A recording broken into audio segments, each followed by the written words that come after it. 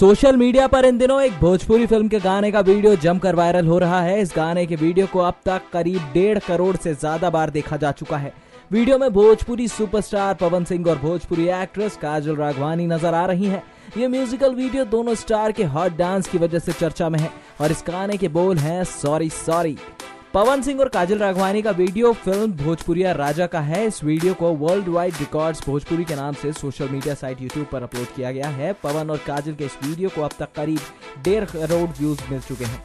2016 में 19 फरवरी को रिलीज हुई फिल्म के डायरेक्टर सुजीत कुमार हैं। वसुंधरा मोशन पिक्चर्स के बैनर तले इस फिल्म को सुधीर सिंह ने प्रोड्यूस किया था। फिल्म की शूटिंग बिहार और उत्तर प्रदेश के कई लोकेशंस पर की गई थी।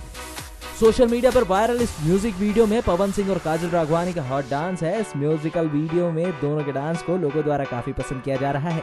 इस गाने को फिल्म के हीरो पवन सिंह ने ही आवाज दी है। नेक्स्ट 9 न्यूज रूम के लिए अभिलाष की रिपोर्ट।